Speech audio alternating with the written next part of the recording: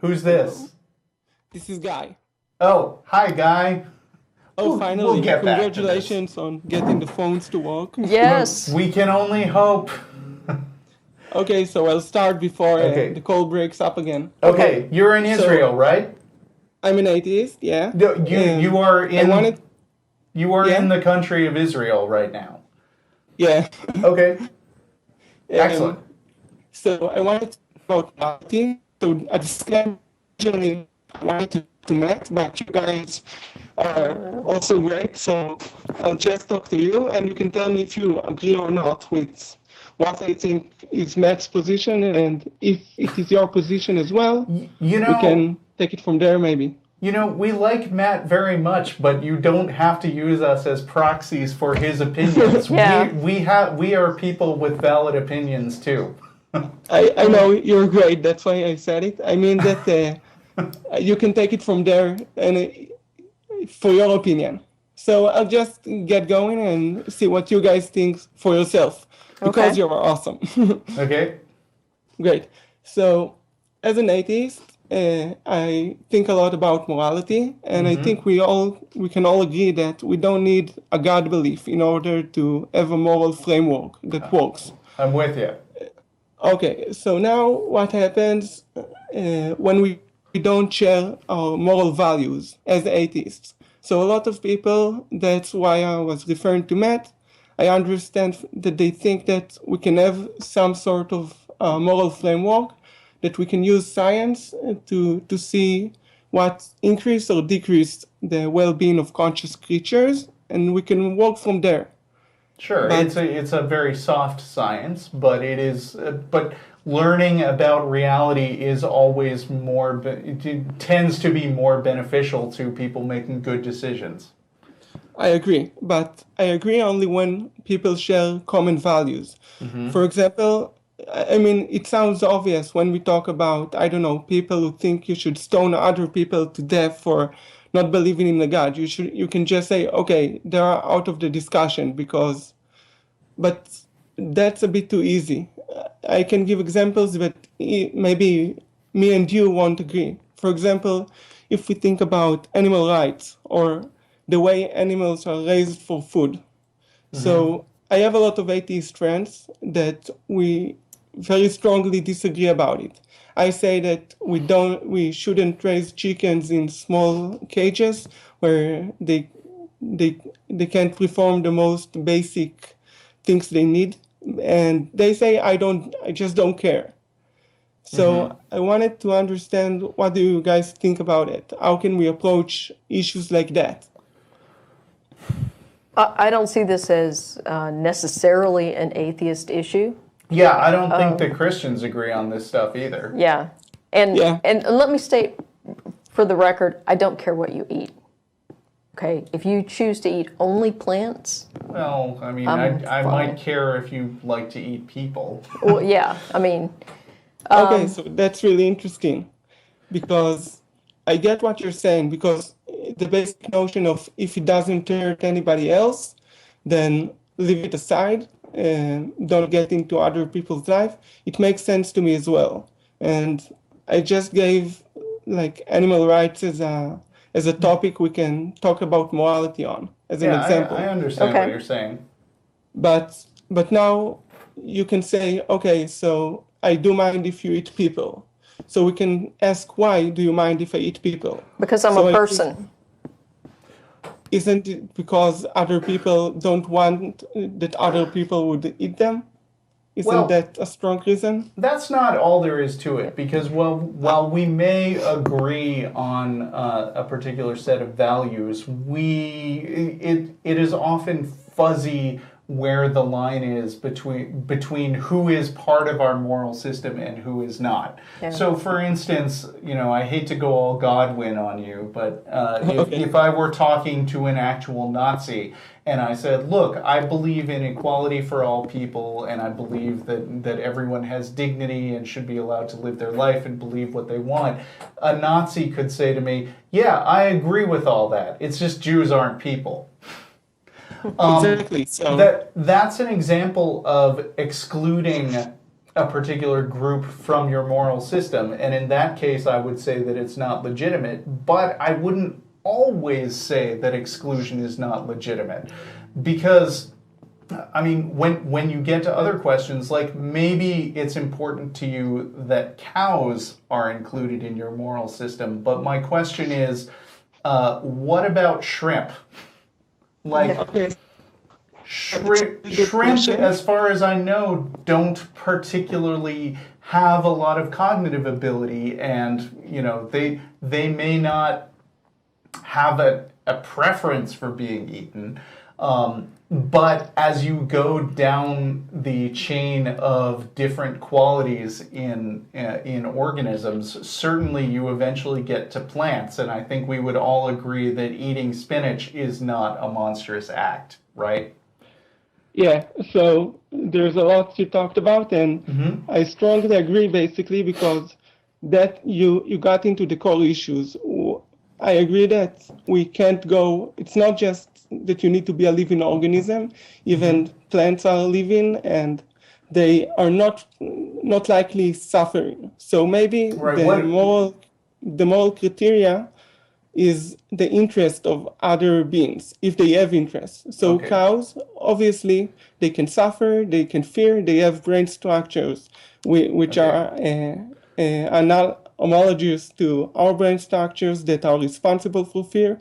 So it's really like obvious to me and to scientists in this field that cows can suffer. So why not take into account their suffering? Now, when we talk about shrimps or other creatures, that's a really hard question. And that's actually why I started studying biology. Now I'm in my second degree, just to research in the future these particular questions. So if shrimp is a hard question, then you agree that there is some place where that distinction gets fuzzy. Sure. And obviously the distinction isn't just between the plant and animal kingdom, because if the shrimp is in that gray area, then it's not just animals. So, I mean, what I would say to a vegetarian, and this will get me hate mail because it's just one of those topics, but I personally push the boundaries of where that fuzziness is more into the cow end of the spectrum than you do. Yeah. Although I understand where you're coming from. That's interesting because we can talk about the specifics. That's the fun thing about talking to you. We can have a nice discussion. So why do you think the cow issue is fuzzy? Because you can look at their behavior, their physiology, their brain structures, the way they respond to analgesics, and there are a lot of lines of evidence that converge into the same conclusion, that they probably are experiencing something that resembles what we do as terms of fear or pain. A lot of the research on pain for medical stuff, almost all of it is done on those animals, or animals like rodents. Right, but I mean, that's not necessarily enough for me. Because, I mean, it takes a specific definition of pain, and like, if you want to go back toward the more fuzzy end of the spectrum, plants move towards or away from particular lighting patterns, and that can be described as a preference, which you could make analogous to pleasure and pain also. Yeah, but that's a good point, but I think but we actually do understand the way hormones are affecting the plant and make it grow in the direction of light. And we know the chemical structure of it. It doesn't depend on a nervous system that a cow has or something like that we know can produce emotions and produce a conscious experience. Okay. And do shrimps have nervous systems? I'm more pretty sure they do. They have ganglions, and they have. That's why I said it's a hard question, because the science isn't really there yet. There are some. Shrimps do have nervous systems. I'm just yes, they do. Throw that out there. Yeah. They a more basic one, or depends how you define it, but that's why I said it's a hard question. But in case of a lot of mammals, it's so similar to our own that we know from our experience as humans that it can produce conscious experience and suffering, and it also has a really important evolutionary role. Without it, we wouldn't survive. And those animals rely on the same behavioral and physiological properties. So that's why I'm saying that I think we need to let those animals enjoy the benefit of the doubt, in my opinion. Don't you agree? I disagree. I mean, I think that this idea of factory farming is horrendous. I agree. And we I think absolutely there are standards need to, that we should apply. Yeah, for we absolutely need to end that. But most of the people I know who raise livestock for food, those animals are out there doing what they normally do in life, right up until the day they're slaughtered. And they're humanely slaughtered, and then they're eaten. Yeah, so maybe I'll get some hate mails from other vegans because I won't agree with them, because I actually agree with you that when animals are raised as normal and are being killed fast, and you can say in double quotes humanely, I'm not sure it's such a moral issue, but I was talking specifically about factory farming. Yeah, where well, animals are. I mean, I don't think you're going to find a whole lot of people out there defending factory farming unless you talk to the people who have a financial interest in the factory farming industry, in it. then yes. So, I think you will find a lot of people who aren't aware and don't want to be aware and don't care. we're actually not among those people who are unaware and who don't care. Although I will say that, while I'm aware and do care, like, I do a show about atheism, and I don't do a show about veganism. Yeah. And I continue to eat meat despite the fact that I do know that a lot of my meat comes from this factory farming process. So I would say that I care about it, but I also put it as a low priority. I get. And yet I'm also sympathetic to the arguments that I've heard against it. What arguments have you heard against it? I'm just curious. Well, and by the way, like I get the your one point. you just brought up. Yeah. I mean, I agree. I agree to a certain extent about the benefit of the doubt, and I don't take that so far as to say I'm never going to eat a hamburger again. But I do say, all else being equal, we should pick different farming methods. Yeah. That's about as far as I go.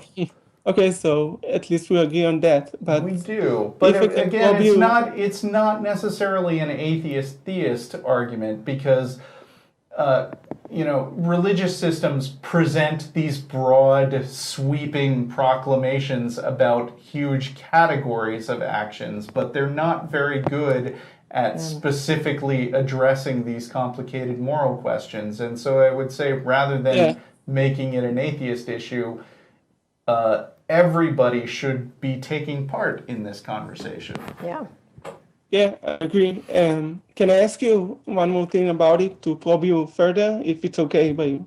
Okay, but I mean, then we should probably move on to another caller. Okay, yeah, I get it. So I agree that we have priorities in what we care about and how we behave and what do we spend our time on. Mm-hmm. So I get it that you might not think that important.